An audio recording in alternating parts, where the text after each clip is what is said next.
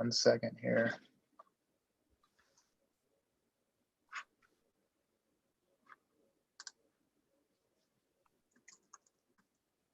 Oh, there's Brittany.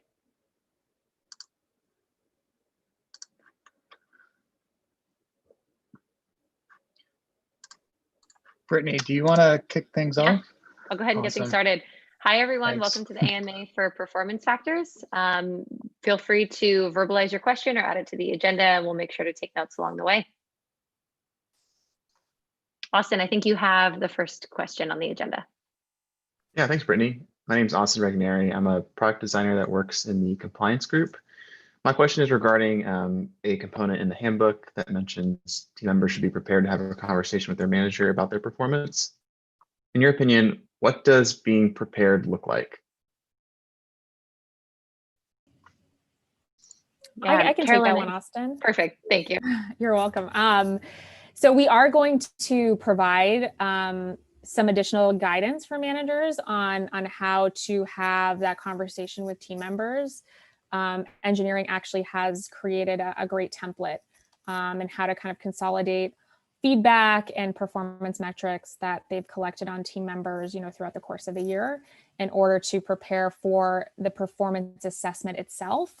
And then to also have that conversation with a team member. And we're continuing to lean into this, the thought that the meat of the conversation should not only be about the performance factor, but also about the next steps from a career development perspective. So we have some of those career development resources already linked in the handbook, but we'll be cross-linking them to the performance potential page. So managers can review those in advance of their performance factor conversation as well. Gotcha. So are those templates designed for the team member or the individual contributor or for the manager? So the template from engineering, it's a great clarification. The template for engineering is designed for the manager to use. The career development templates are really designed for the team member to use. The team member is really the DRI for their own development, but we will be providing just guidance on how managers can further support their team members in helping to own some of those actions. Does that make sense? Yeah, I think so. I think if I understand you correctly, as a team member at GitLab, I would want to pay attention to the career development templates that are going to be linked as a way to make sure that I'm prepared for my conversations with my manager. Yes, exactly. All right, thank you. Daniel, I think you got the next question. Yeah, so just kind of a simple one, I guess, in regards to the 3 variations or the 3 responses: developing, performing, or exceeding. Some of the questions that I see on our performance review just feel like a yes or no, and I don't really feel like a variation of those 3 is an accurate response. I guess, could you give some sort of feedback on best guess or whatnot? Yeah, so I think when thinking about the performance factor, you need to think about developing, performing, and exceeding as it relates to kind of the 2 big buckets that we're asking managers to take a peek at, right? And team members as well, right? How are you doing against your job responsibilities? And then how are you doing against our values competencies? And so those ratings may vary as you're doing a self-assessment, or as a manager, as you're looking at a team member, there might be some varied responses. Someone may be performing in one area, exceeding in another. So we do have a template for managers to use if they need it to help think through how to rate a team member. But it is kind of looking more holistically at those kind of 2 big buckets. And assessing either yourself or your manager assessing you against multiple factors, if that makes sense. Yeah, that makes sense. I'll just take a look at the template and see how that maybe provides some more insight. Okay. And Tegan, I believe you have the next question.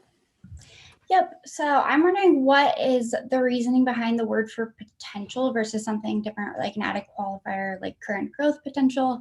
Low potential could just have very negative and disheartening associations with it, especially if you do that in a performance review. And then I have another question as well that kind of goes hand in hand in that, but we want to answer that one first.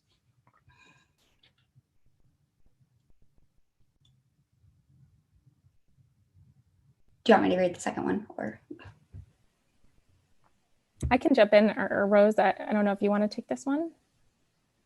Yeah, no, I'm thinking about, I'm thinking about how we went back and forward on these definitions, right? And this is something we started with as a first iteration, as well as that we looked at some of the commonly used processes within GitLab, but also outside of GitLab. So the E-group was, for example, also using this formerly called 9-boxing exercise. So we wanted to sort of go with something that was a simple solution, right? And not go, this is a lot of change, of course, in a small, relatively short timeline. So we wanted to see, okay, how can we go for a boring solution, something that the E-group is consistent with the E-group already using. So that was sort of the idea behind this. But of course, this is our we're iterating here. So definitely open for any other ideas when we push out this first iteration. So Carolyn, not sure if you have anything to add to my rambling. No, I think that's accurate. I think we aren't requiring potential in this first round. So some groups have opted out to not actually look at potential. And you can talk to your PVP or your manager to find out how your org is handling it. And we really wanted to get, for this first iteration, the performance definitions and the performance factor right. We thought that was the most critical for us to look at as a company. So again, totally open to feedback, because this is a first iteration, but we really kind of focused the majority of our effort on those performance factor definitions. So please, if you have suggestions on how to position potential better in future iterations, we are all ears. And that kind of leads me into my second question, which is, and it's more applicable in the exceeding performance level, because at that point you probably have been here a little bit longer, but is there a negative outlook of someone wanting to choose or stay at their current potential for more than 12 to 24 months? So for example, a mother starting a family is comfortable in her current role, job level, and salary, but isn't looking to climb the corporate ladder currently. Is it necessarily negative to have like a medium potential rather than wanting to excel and keep growing in that at that time frame? And that's if you're keeping up with like the skills of your position is needed too. Yeah, totally. Yes, totally not a negative connotation at all. And I think potential, the key is that with potential, it's not necessarily even that you want to move up laterally. It could be just like you're interested in learning a new skill, or you're interested in taking on different scope. And we completely understand that potential can and will change over time. And so we're recommending that this process happen every 6 months just to check in on that. But yes, totally fine to kind of be comfortable in your current role. And again, if you're keeping up with the core job responsibilities and our values, that shouldn't limit you in terms of this assessment process, if that makes sense. Just to add additional context too, this is one of the reasons why the potential side of the axis does not relate to compensation. So we're looking at this more from a succession and growth planning perspective, and not around total rewards and rewarding talent based on performance. Cool, that makes a lot of sense. Thank you.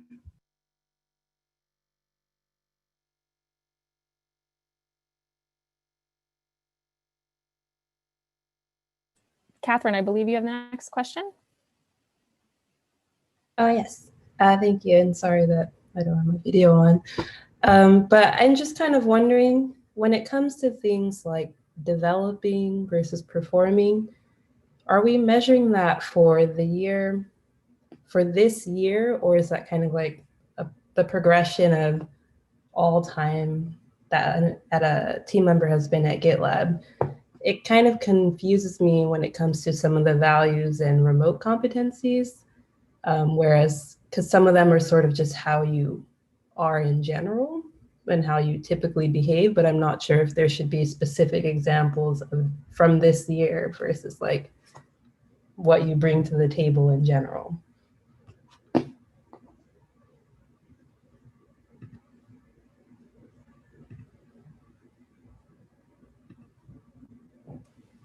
I'm happy to jump in unless anyone else wants to answer.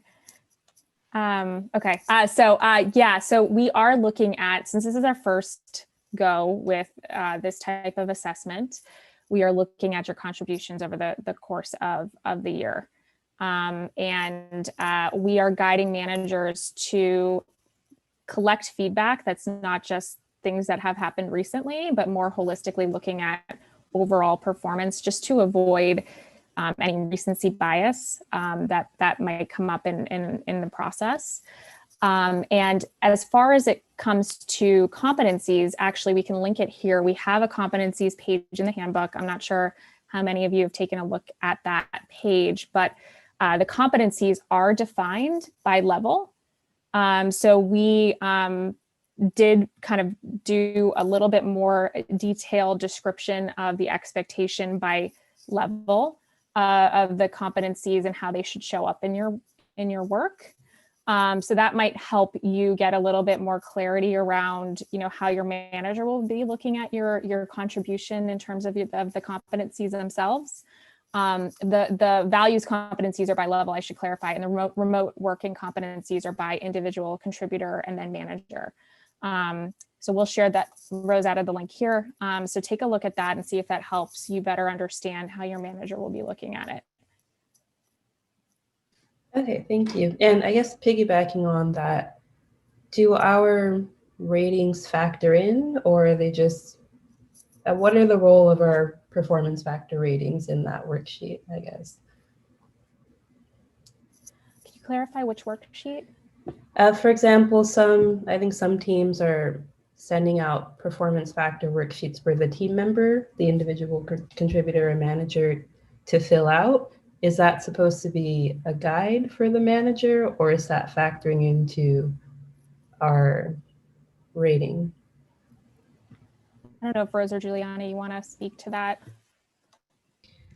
Yeah, I think that the performance factor sheet is completely optional. It's more of a tool for managers to make sure that they have something to support the assessment of the performance if they so choose to use it, but it's not absolute. And the rating that comes out of that doesn't necessarily mean it's your rating, because we're taking into account competencies as well. So remote work competencies, values, functional competencies if applicable. So it's not just an output of roles and responsibilities. It's just something to help guide the managers if they choose to use it, if that makes sense. Okay, thank you.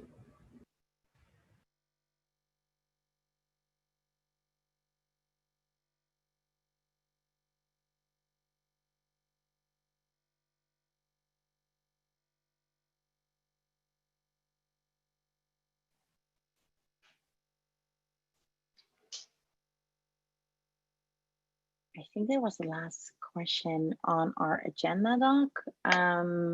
I just wanted to open up for somebody who maybe did not write the question down yet, but has a question as part of this session. And if not, then we'll be looking forward to our next session, which will be in a lot of hours. I can't calculate right now, but anybody else has questions?